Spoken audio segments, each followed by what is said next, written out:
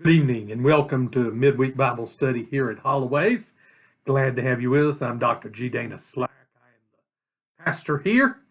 You'll probably notice that here, and here, I have some obvious spots. Rose did not beat me up.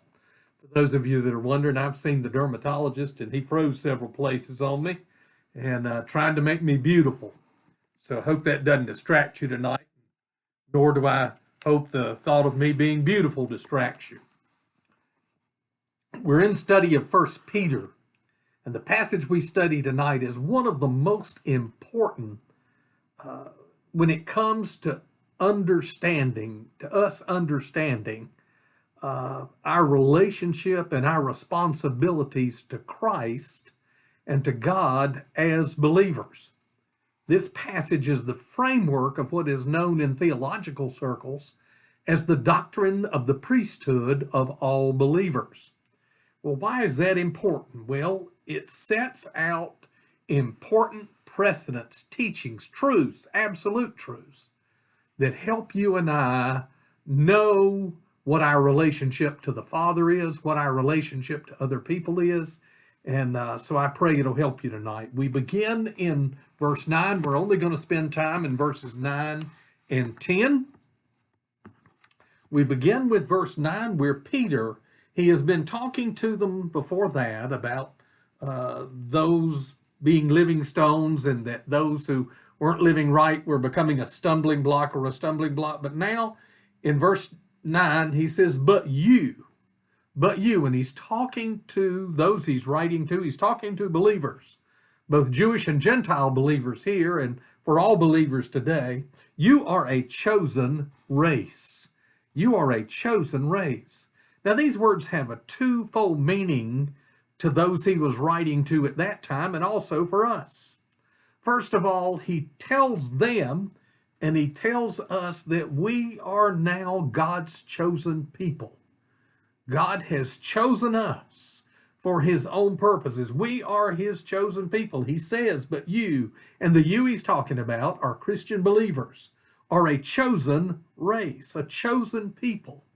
We're not just kind of an afterthought. We are God's chosen people now, and you're going to see what we were chosen for. We were chosen for a responsibility, but we are chosen by God to be his people. Now, the second thing this thing says to us is that the Jewish religious system, which up until the time of the cross had been in place and was really the representative for the people to know God. The Jewish religious system, with its numerous rituals, with its numerous sacrifices, with its numerous rules and regulations, has now been rendered obsolete. Now, when Peter said that, he's got former Jews in his audience that he's writing to. That would have been a difficult thing to understand, but the truth in it is absolutely necessary. The work of Jesus on the cross and the fact that we are now the chosen people does not nullify God's love for the Jews, but it means that we are God's instrument for blessings and for life now in the New Testament. And that's what Peter is saying. Now, we are a chosen people. We see that. Chosen of God. We look next, he says, a royal priesthood and a holy nation. A royal priesthood is a term that is not found to describe the priest of the Old Testament. They were chosen. God had chosen Aaron, the brother of Moses, and his descendants from Aaron on. Aaron was the first high priest, and Aaron's descendants from then on, along the line of Aaron, the Aaronic priesthood as we call it, they would be the priest. The high priest would come out of that line. Not just anybody could be a priest. You had to be part of the Aaronic, part of Aaron's lineage. And the Old Testament priests were responsible for the rituals and the sacrificial system that God had put in place. Now, as I stated earlier, the Old Testament ritual and sacrificial system has been rendered obsolete at Calvary. And God says to us now, but you are a royal priesthood, and a holy nation. Peter describes us as such, as a royal priesthood. And well, why is that important? Well, the Jews in the Old Testament did not always interpret and comprehend Scripture the way that God intended it. Some of the Old Testament prophecies and teachings taught that the Messiah would be himself a priest, that he would be of the priestly line, that he would be God's priest. Well, they rejected that idea because they wanted Messiah, and their thoughts were that Messiah would be a conquering king. And you can't be a conquering king and a priest in their mind. So when he tells us that we are a royal priesthood and a holy nation, you and I would have to say, well, I can't trace my lineage back to Aaron. No, you can't. But you can trace your salvation and your new birth to Jesus. We are a part of Jesus's holy line, holy lineage of priest. And not the priest in the sense of the Old Testament system that we carry out the rituals or this and that. No, we are priests of the New Testament. You and I were chosen of Christ, and so every believer is a priest from the priestly line of Jesus. Now, what does all that mean? I'm confused at this point. You should be. I hope not, but you might be. A priestly lineage of Jesus has two life-changing truths for you and me. Two wonderful, life-changing truths. The first thing we know is that the priest has direct access to God. Back in the Old Testament priest stood between God and the people and was responsible for representing God to the people. But under the New Testament covenant with Jesus, when we become a part of the priestly line, when all believers become priests, we all now have direct access to Jesus and God. In the Old Testament, they didn't have that. Unfortunately, the Catholic Church still holds to the idea that you need to come through the local priest and the great, he's not called the high priest, but the Pope to them is Peter, that you have to do what they say, that they are the ones who have access to God, and you must go through them. Well, by being a priest and part of the priesthood of all believers, you and I can talk to God anytime we want to. We can cry out to Jesus anytime we want to. We don't have to have somebody else do it for us. We don't have to go to someone. We don't have to go to the pastor. Thank goodness you don't. You don't have to come to me for forgiveness or something you have to do to receive forgiveness. You go straight to the Father anytime you want to. There is nothing standing in the way. There is no one that can speak for you, for God, like you can speak for you. In the eyes of God, as a royal priest, you have direct access to him anytime you want to.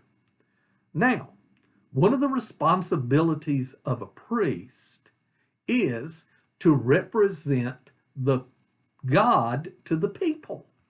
In the Old Testament, the priest was he was the one that spoke for the people. Moses also spoke, but the priest was the one who spoke, and the rituals they carried out, the priest was responsible for.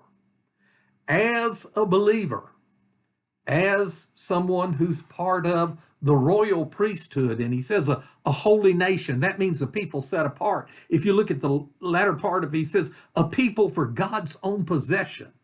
This is just reminding you once again, you were chosen. You were chosen of God to be one of his own, to be his priest. You have direct access to him, not through the Holy of Holies, not through the pastor, not through anything else. Anytime you want to talk to Jesus or God, you can do so. I cannot drive that point home enough. You don't need anybody else. Once you know Jesus, your line is a local call, as we like to say.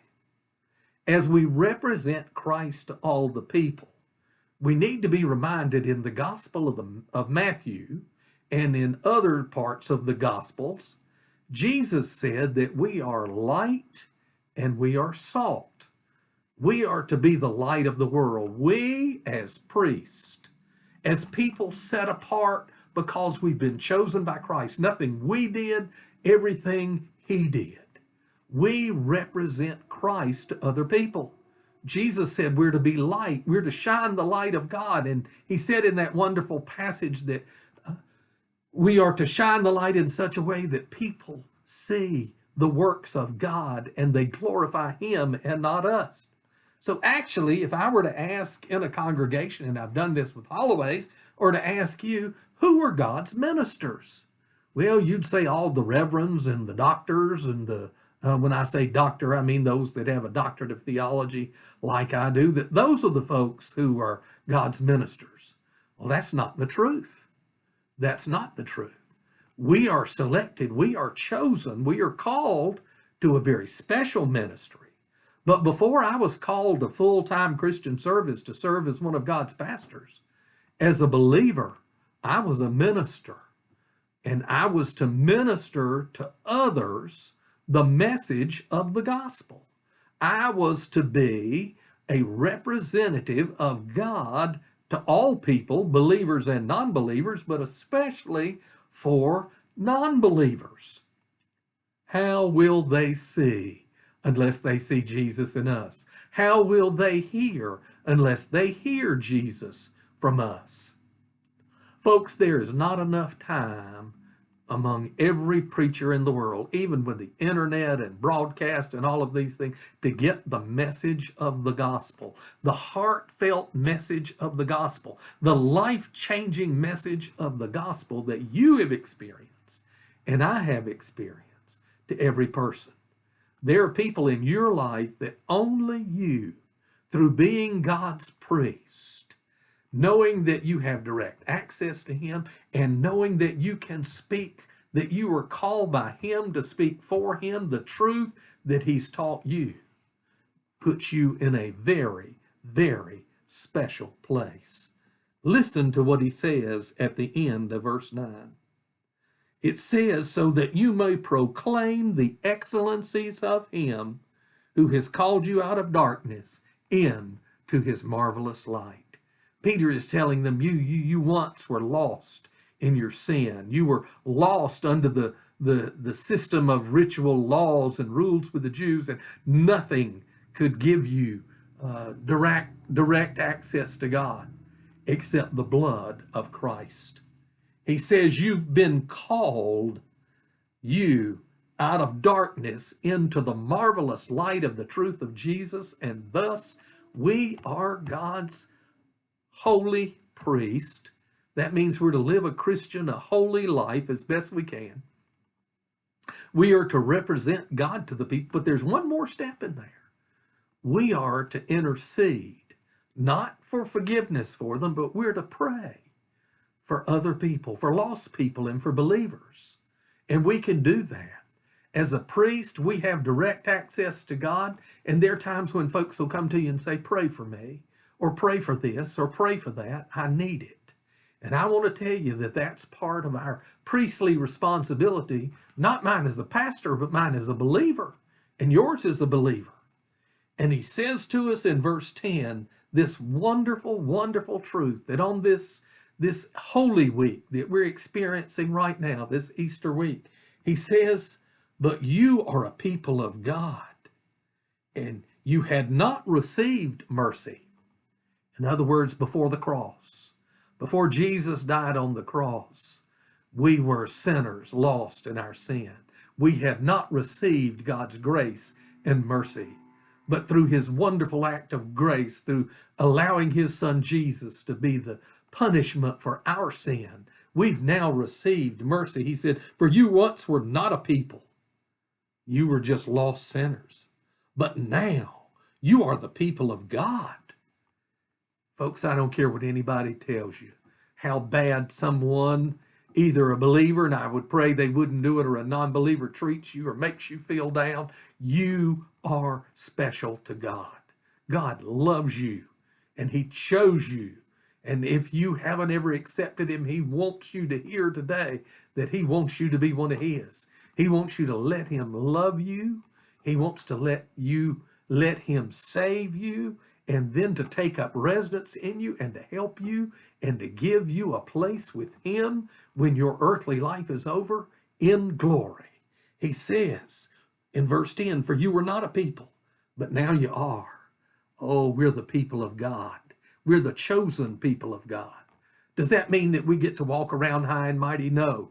It means that we've been given the awesome responsibility of the priesthood, the ministerhood, we might say, of all believers. You had not received mercy, but now you have received mercy. I want to read verses 11 and 12, though I won't concentrate much time on there. He tells them, after giving them this wonderful news, that they are on equal ground with every other believer, regardless of their status. They are on equal ground. They are holy priests. They are part of God's priesthood, his ministers. Beloved, I urge you as aliens and strangers. He had called them that before, and that's not because they were alienated, but because this world was not their home. They now belong to God. They didn't belong to this world, and neither do we. We've been called out of darkness into his marvelous light. He says, I tell you to abstain from fleshly lust, which wage war against your soul. Fight against those things that damage your ministering testimony. Fight against those things that the devil throws against you to try to discourage you and tell you that in God's eyes you're worthless, because that is never the case. He tells us to fight against those that wage war against our soul. Then he goes on to say, keep your behavior among the Gentiles.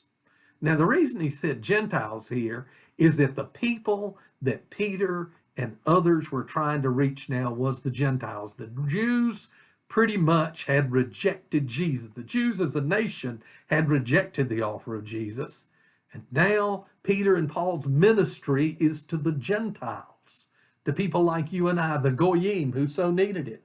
He said, keep your behavior excellent among the Gentiles, among the other other normal, or those who are lost people. So the thing that which they slander you with as evildoers. They thought these Christians were crazy. They thought they were just evil. They thought that when they took the Lord's Supper that they were talking about drinking blood and taking his body, and they had terrible things to say. He says, let your behavior be so that they will see your good deeds, he says at the end of verse 12, as they observe them, and they will glorify God. Let others see Jesus in you. You see, ladies and gentlemen, the priesthood of believers gives us not only direct access to God, it gives us direct responsibility to be God's holy representative here on the earth. We need to be careful how we treat others and how we witness others. It's not talking the talk alone. It's walking the walk. Let others, we sing in our church, and Baptists have sung it for a lot of years, and I'm Baptist, so I know them better than anybody else. Let others see Jesus in you.